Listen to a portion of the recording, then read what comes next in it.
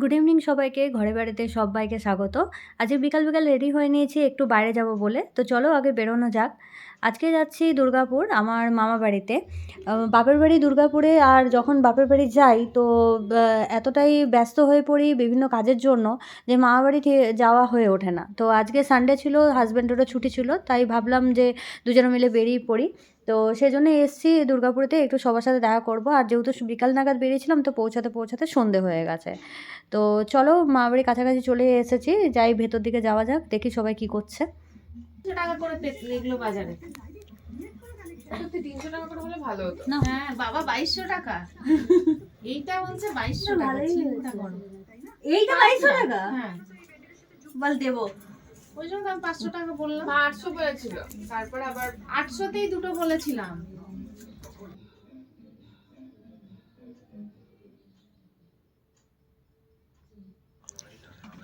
নাও মামি নাও। অনেকক্ষণ সবার সাথে সময় কাটিয়ে গল্প গুজব হাসি ঠাট্টা এসব করে বেশ অনেকটাই রাত হয়ে গেছিলো। তো বেরিয়ে পড়লাম দুজনাতে। আগে মামাবাড়িতে খুব আসতাম ছোটোবেলাতে, কিন্তু যত বড় হয়েছি পড়াশোনা বিয়ে কাজ এই সমস্ততে মামাবাড়িতে অতটা বেশি যাওয়া হয়ে ওঠে না। তো আগের দিনগুলো বেশ ভালো ছিল, ওই যে বলে মামাবাড়ি ভারী মজা কিলচড় নাই। তো যাই হোক, এর মাঝে রাস্তা যেতে যেতে আমার একটু আইসক্রিম খেতে ইচ্ছা করলো। আইসক্রিম খেতে ভীষণ ভালো লাগে, গ্রীষ্মকালে খাই, বাট শীতকালে ঠান্ডা লাগার ভয়ে সেরকম খেয়ে ওঠা হয় না। তো আজকে মন চাইলো তাই বললাম যে একটু নিয়ে এসো। चलो अमूल का 10 डब का आइसक्रीम है, ये तुम खा लो। থ্যাংক ঝপাস করে। এটা আমুল ডাব নয় তো? কি দিবা?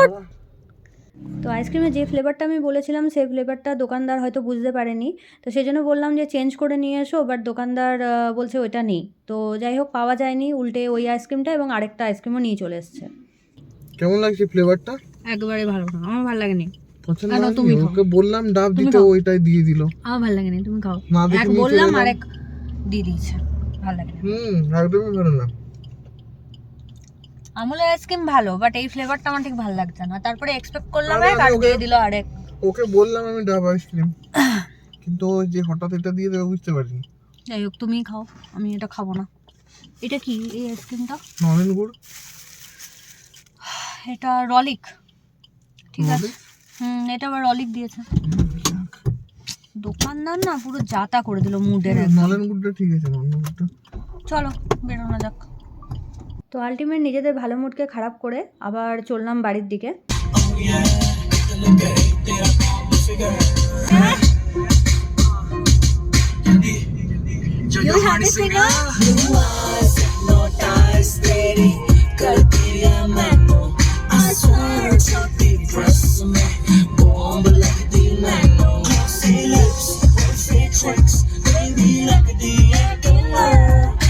তো এইভাবেই নিজেদের মুডটাকে ঠিক করলাম। আর অনেক দিন একসাথে আমরা আউটিংও বেরোই না, তো দুজনার লং ড্রাইভের টা বেশ এনজয় করছিলাম, দুজনের কোম্পানি বেশ এনজয় করছিলাম।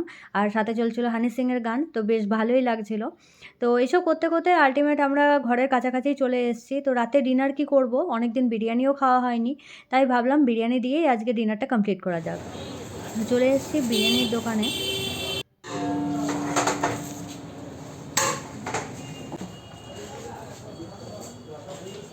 এটা কি আমাকে দিচ্ছেন? बिरयानी के साथ नहीं मटन था, तो फिर आप आलू दे दीजिए। हाँ आलू बिरयानी, ठीक है कोई बात नहीं, दूसरे दिन खाएंगे। नहीं बाद में ভেবেছিলাম মাটন বিরিয়ানি খাবো, আর মাটন নেই, মানে বিরিয়ানির মাটন নেই, অন্য মাটনের রেসিপি থেকে আমাকে দিচ্ছিলো, যেটা আমার পছন্দ হয়নি। আর চিকেন বিরিয়ানি আমি অতটা পছন্দ করি না। আলটিমেট আমার কাছে অপশান ছিল আলু বিরিয়ানি। তো আলু বিরিয়ানি এক প্যাকেট প্যাক করে বাড়ির দিকে চললাম।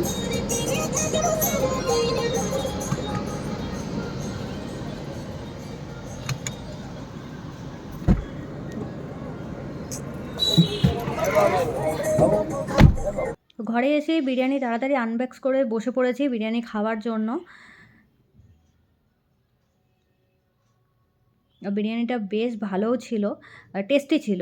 মাটনটা হলে একটু বেশি ভালো হতো। তো চলো তাড়াতাড়ি বিরিয়ানি আগে শেষ করে নিই, কারণ বলে যে গরম বিরিয়ানি ঠান্ডা করে খেতে নেই, তাতে পাপ লাগে, just a part of joke. তো আজকের দিনটা আমি এইভাবে শেষ করলাম। দেখা হচ্ছে তোমাদের সাথে নেক্সট ভিডিওতে। টাটা।